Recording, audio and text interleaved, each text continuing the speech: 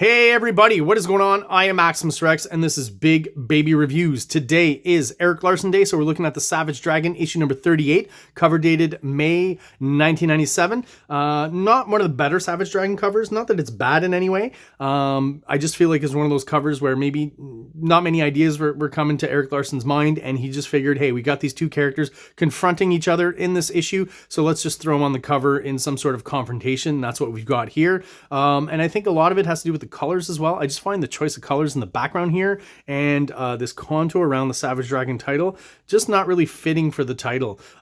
Specifically around the logo, I don't find this pink works at all. I didn't see it a lot on the Savage Dragon. This may be the only time he did it, and maybe realized, yeah, let's try something. Doesn't really work. I definitely feel like darker or at least bolder colors around the title are much better generally. The yellow works for me though. Maybe if this was like a blue or a green around it, that would work better for me. Anyways, enough about the cover. Let's have a look inside at what's going on. So Erik Larsen, creator, writer, penciler, inker. Chris Eliopoulos, letterer, iHawk are doing the colors, and that's where we're going to leave it there.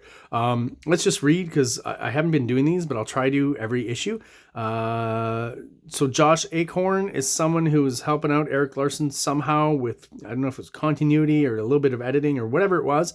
Not 100% sure, I don't remember, but there's always kind of a funny kind of description underneath, so let's read it. It has 14 pounds of undigested beef jerky in his lower intestine. All right. So here on this first page, we're reintroduced to Niseman and Alex, and they're basically going here to the kind of superpowered prison in the Image universe, or at least in the Savage Dragon universe, to solicit the help of someone who's going to help them out with hopefully taking down Cyberface, right? That's their goal. And basically they come and seek out the octopus. What a great splash page. The bird's eye view down once again, really well done. The textures on the octopus, very varied and interesting. I like the fact that he's kind of, quietly drinking a cup of coffee and one of his tentacles are holding it. The fact that he's got an octopus's beak here in his stomach is kind of weird, off-putting and interesting. A little bit of body horror there that I enjoy, and clearly Erik Larsen does as well. Just these little touches of technology on the wall here is hilarious to me, but is pretty cool. In amongst the cracks and dents in whatever this material is, I'm assuming maybe concrete. There's more metal kind of inside here. Always the texture is always pretty darn clear with Erik Larsen. You can definitely tell what things are. And we'll find out later how the octopus is going to help them out or not. And of course, the octopus, definitely a reference to Dr. Octopus. I mean, he's pretty much got the same body type, the little glasses, the same haircut, except that his hair is white. So definitely a direct relation to Dr. Octopus there. Now we're back to downtown Chicago. We got a bunch of vertical panels just to establish what's going on with Cyberface talking to the crowd and saying, the vicious circle is basically taking over control of Chicago. And then boom, we got another splash here. It looks really cool. Kind of shocking to see the Savage Dragon being crucified. Similarly to Wolverine in the X-Men universe. Why they keep choosing to use this X shape? It's like, first of all, where did they find this to bring it in front of City Hall, which I assume is City Hall, and then pinning the dragon to it? Just kind of an odd choice, but visually works really well and is, again, quite shocking when you turn the page. I've talked about before how I feel like Larsen's toning down a little bit of the gore and the violence in the issue. There's still, in the comic rather, there's still examples of that throughout, but as compared to the first miniseries and the early issues of the regular series, I definitely feel like he's toned it down. There's a bit of blood coming out here, but it's not too obvious and it's not too grotesque, right? And I guess they just use like big kind of nail studs or something. I'm not quite sure, but it looks cool, so it works for me. And of course, Cyberface saying that the dragon is a traitor. He was the one who was supposed to protect you, and he didn't, right? So he's a traitor and should die like a traitor. And while Cyberface is going over his diatribe, we've got some of the underground dwellers, the superpowered characters showing up, and then Mighty Man here, who boom, gets punched in the face by Chicken Head, Mr. Powerhouse, I think he's called.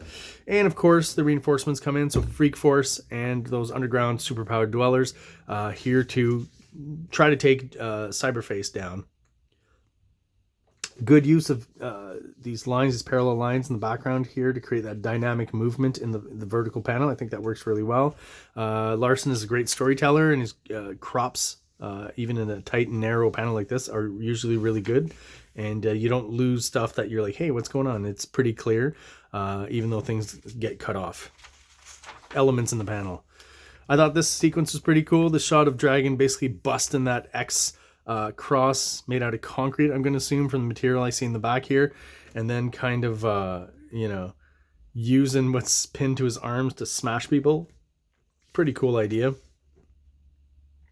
I love the quick kind of hurried way he draws the concrete here and the texture. So as they're getting close to wherever city center this action's going on with Cyberface and Dragon, they've got the octopus, I guess, in the back of this truck here, and whoo! Just from far away, you kind of see this little thing flying in the air. What's that? Car, and boom, right into the vehicle they were driving. Thankfully, they were quick-witted enough to jump out. We got the old badoom, and of course, Octopus takes the opportunity to run off, right? And he does get away. So basically, most of this issue, you know, is kind of just a standoff and a fight between the Vicious Circle and Freak Force and Savage Dragon, trying to assert control again over Chicago. And we get the final kind of confrontation between Cyberface and Savage Dragon. We get this character real quick that we were introduced to last issue, just to remind us that he's still around. Hopefully he becomes a bigger player later on, because I really like that design. I'd like to see more of him. But just another good example of, you know, Kirby Dynamics channeled through the Larsen aesthetic all throughout here. And, you know, every shot is cool. Every shot is dynamic and has movement. And this is just the kind of stuff that Erik Larsen is built to do, right? So Cadaver here, the character who helped kind of revive Cyberface, right? He was about to die, but he kind of siphoned some energy off from the undead characters to, I guess, channel it into Cyberface, right? And he says, even now I crackle with energy, power flows through me. But Cadaver is kind of warning him, no, don't do that. And of course, Savage Dragon, as he's wont to do, is going to punch you, right? And as he punches him in the gut here, or possibly in the crotch, right? I don't know exactly what was meant there. I like this you know, light source, almost no line, so it's a very Kirby kind of thing, right? The point of impact, lines almost disappear to give it kind of a light effect. Kirby talked about how, you know, when he was a kid and he would get punched by those other kid gangs that they would fight with in the streets, there'd be kind of a momentary moment where you just kind of see like a bright flash when you get punched in the face. So that's always what Kirby was trying to reproduce, and I think it works really well here. Of course, we've got the emanating lines to make it even more dynamic. And lots of Kirby crackle in the background with a color hold here, so not in ink, but I think this whole shot here works really well. And boom, Cyberface just basically, or should I say Doom, Cyberface basically explodes here, right? And he exploded. So they're all a bit surprised by that, of course. And I guess they just assume the Vicious Circle will start running off, the whatever members are left, and the fight is over, at least for now. And this is kind of cool where, just like the car, now we've got Cyberface's head kind of bouncing around. Octopus picks it up. It was foolhardy for him to take up the fight in person. Just look at him. Maybe we can save his brain. We must try. So again, you know, a lot of characters die in the Savage Dragon, but sometimes you think they die and they're not actually dead. So I guess Cyberface, in a subplot later on, will be coming back to confront the Savage Dragon. At least I assume he will. And just a little reminder here, a little bit of quick visual exposition, which I think is a great way of doing it instead of putting it in narration or having the character say it. A newspaper kind of that floated in on the wind that says Mars attacks, to remind you, of course, that this is the aftermath of that crossover, right? So everyone kind of congratulating themselves. Raptors are glad that Dragon's alive, right? They've kind of been at odds for a little while in the last few issues. And the underground dwellers thanking Dragon for the help, and he's like, "I'm sorry I had to evict you guys." But you know, he's this character's like, "Well, no, that's all right. You know, the Vicious Circle did the job for you a few days later, and we had to move." And he doesn't finish his thought there as someone here from the car, I guess, wants to speak to Dragon. Mendoza. Ah, yes, the new police chief, right? So basically what he's saying here, giving Dragon a ton of shit. I'm wondering if this is supposed to or be influenced by, he almost looks like Tom Waits to me. I don't know for sure, but I feel like there's a reference to that face there that Larsen is channeling someone specifically, maybe someone in his family or celebrity. I'm not quite sure, but I get like a Tom Waits kind of vibe with this guy. So Dragon is suspended, as are all of his kind of other police officer partners, Alex and Neisman and stuff. And that's where we're left off. Back at the station, right, we get William, I believe his name is, right? Going back on the issue, the Mars Attacks issue, where he eventually was able to sleep with Rita Metermaid, right? And, you know, every man's worst nightmare. So I'll just read it for you. So end of the world sex, right? Because the fact of the invasion, I guess they figured, you know, if we're all about to die, let's have some sex, basically. Man, what a concept. It was so perfect. I mean, geez, I'd never had the nerve, but what the hell, right? Martians were blowing everything up, right? So I went for it. 20 seconds later, it's all over. So much anticipation for William over all those months and possibly years that, you know, he was a premature ejaculator once he actually got in bed with Rita. I mean, Christ, I barely got my pants off and kapow. It was the worst sex of my life. I thought maybe that issue, the Mars Attacks issue, where we saw his reaction after having sex with her, that maybe there was something more serious going on, but this is kind of just funny and a slice of life kind of thing. You've got to understand, I've longed for the woman ever since I laid eyes on her. The anticipation was palpable, man. She's a living goddess. And now she probably thinks I'm the biggest jerk on the planet and took advantage of her. I blew it, man. I really did. And I mean, the double entendre there, I blew it, is pretty funny as well. And Rita's here, and she basically just says, no, that's okay, and how about we take a second swing at it, right? So William is back in a good mood because of that, and Dragon is still in a shitty mood because he's been suspended, and he's just got tons of paperwork to do, right? As we can see here. And all of a sudden, the girl that he slept with during the alien invasion shows up at the same time as Rapture. That sucks, right? So if you pay attention here, this image is just restatted, recopied 4 times. Dragon not really changing his expression or moving, and just letting the ladies have at it here. What are you doing here? Dragon, I thought you said you two broke up. Who is this bimbo? Jesus, Dragon, you haven't changed a bit. You two-timing poop. That's it. I'm out of here. So Dragon's lady troubles continue, even though he seems to get laid quite a lot. None of his relationships with the ladies seem to last very long. And then we get a bit more information about our police captain here. Police chief. I just can't kick him off the force this minute. There's a procedure I've got to follow. I can place him on administrative leave immediately. So he's talking to someone else. Who is he talking to?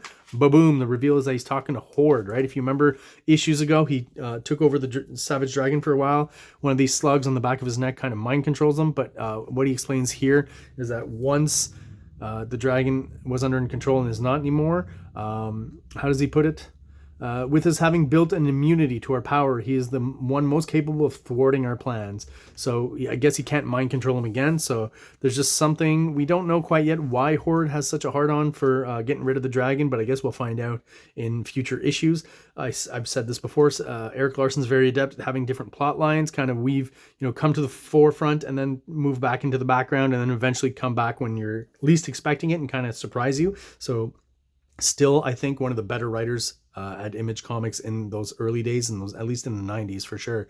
And Horde again, a similar design to a character from Marvel. I forget his name right now, but the same idea. I think he's made of bees or bugs or something.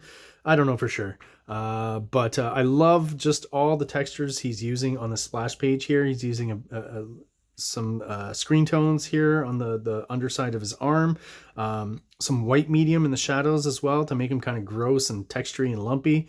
The actual textures on all these slugs that make up his body I think are great, and there's even this stuff here which he used white medium, so he's kind of droopy and drippy as well, so kind of gross, right? And even just the crazy stuff that's going on here. Feels like maybe he's taking a bit of stuff from Jay Lee here and just going nuts with the white medium, but I think it works really well and is very evocative. And like I said, looks great. So I'm not going to fault him for that. And then there's a whole section here, before the letter page, where I guess he's presenting to us all the different cop characters that we've seen since the beginning, and possibly even others that I don't remember, I haven't seen. Some of them are listed as deceased, so maybe they only appeared on panel a few times. Obviously, these are the ones, at least these guys here, the ones we remember the most, right? Neisman is there as well. Rita Metermaid.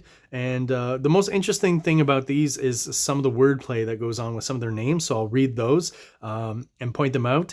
you know, it's really the old joke on The Simpsons, right? The kind of names that Bart would use when he would call Moe's Tavern and have Moe yell that out, and the prank calls he would do. So a lot of these are puns and word plays that I think are somewhat juvenile, but still fairly hilarious, to be honest. It got me to laugh a few times when I was going through it, so I'll try to point out those ones. What else did I want to say here? Some of these guys are deceased. Oh, and this guy here, I feel like is almost a self-portrait. Erik Larsen, at some point, he was balding, and I know there's a period where he kind of would shave his hair really short, and now he just, from what I can tell from pictures and stuff, he just kind of shaves it completely, maybe even with a Bic razor. But I feel like this is a bit of an Erik Larsen self-portrait. I could be wrong on that. So some of those funny names. These ones are pretty normal, except for Rita Metermaid, right? We know that's her name. We know it's a wordplay, but the way he writes it, Mederrmade, right? And often with these puns, that's what maybe doesn't make us pick up on it right away is the different spelling. So again, the funny ones. Ivan Lipschitz, that's an interesting one. Harold Balzac, first of all, looks a lot like Harry Osborn from Spider-Man series, right? Definitely the hair is taken from there 100%. So we know that Harold obviously can be Harry, so Harry Balzac. You see how that goes. We got Bend Over there. That's pretty self-explanatory. Oh, I didn't even pick up on this the first time, but Richard Head. Richard could also be called Dick, so Dickhead, right? I will point out that deceased all throughout is written wrong. It should be Deceased. Sorry, Mr. Larsen, had to point that out. Simon Dill, not sure that's a funny one.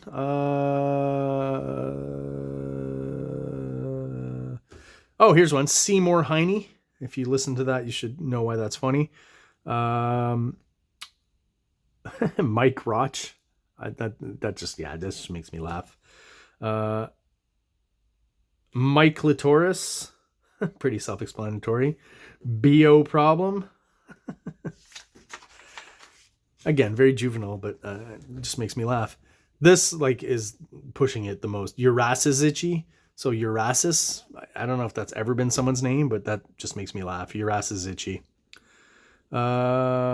Huge ass. And Anita Man here. That's, again, very self-explanatory if you listen closely. And Dick Hurts. So there you go. Oh, he's got all their first appearances too listed. So I guess these are definitely all police officers that have appeared in the series up to now. Clearly, a lot of them are dead. Mostly bit players, right? They're like the red shirts on Star Trek. You know they're going to get killed pretty soon.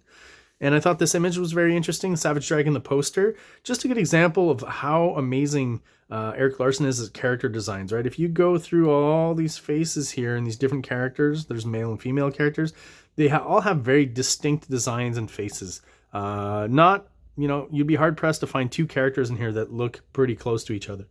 So kudos on Larsen. He's just amazing in designing all these different characters that sometimes only appear for a very short time in the title, even on a page or two, and then kind of get obliterated or disappear.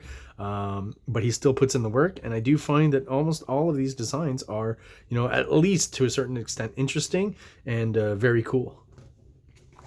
All right, guys, there you go. That is my review of the Savage Dragon issue number 38. If you're still watching and you're subscribed, thank you so much. I really do appreciate your support. If you're watching but you're not subscribed, please do so below. It only takes a quick second. Really helps the channel out, helps us grow, and helps get us out there to other people who are into comic books just like we are. So thanks again for watching, guys. Have yourselves an awesome day and an awesome weekend. King Comics presents Big Baby, Volume 1, Issues 1 to 13. 204 pages of story and art. King Comics also presents Star Crasher one-shot, 32 pages, cosmic sci-fi surrealist adventure. You can find these fine comics at KingComics.CA, at MaximusRex13 on Instagram, or on Facebook, MaxRex or Big Baby. Like!